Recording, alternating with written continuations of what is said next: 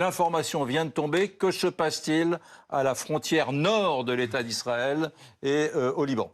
Une série d'incursions dont on se pose la question de savoir si elles sont des incursions préliminaires qui vont ouvrir la voie à une opération plus ambitieuse. En tout cas, les Israéliens sont entrés sur le terrain, sur le territoire libanais. Ils l'ont confirmé à leur allié américain. Ces informations avaient fuité depuis la fin de l'après-midi dans certains médias américains. C'est donc de ce point de vue une confirmation.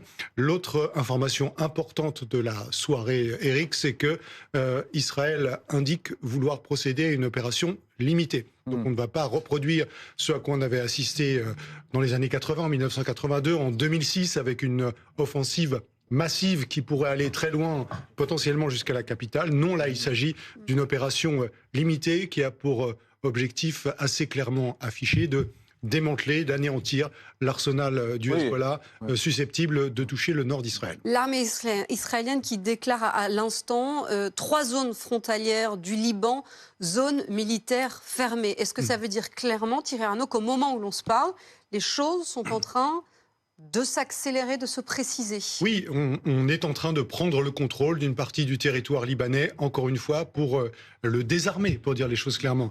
C'est un territoire compliqué, montagneux, on sait qu'il y a des missiles, des roquettes, tout un arsenal qui se trouve dans des grottes, qui se trouve dans des tunnels, dans un terrain un peu compliqué. On peut d'ailleurs raisonnablement supposer, Alice, qu'il y a eu des incursions de commandos, de forces spéciales qui sont allées procéder à un certain nombre de repérages dans les jours qui ont précédé, de manière à donner aux forces qui sont en train d'entrer sur le territoire libanais des cibles et des objectifs très précis.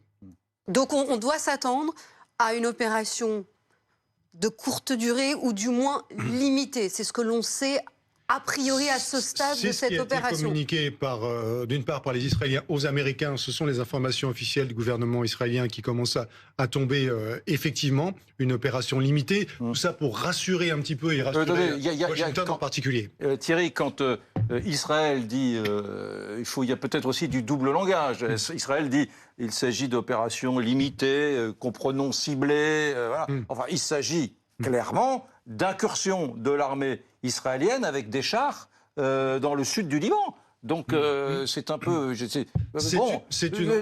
L'armée israélienne vient d'entrer dans un État souverain, comme au mois de février 2022, l'armée russe était rentrée sur un territoire souverain qui s'appelait l'Ukraine. Donc soyons pas trop...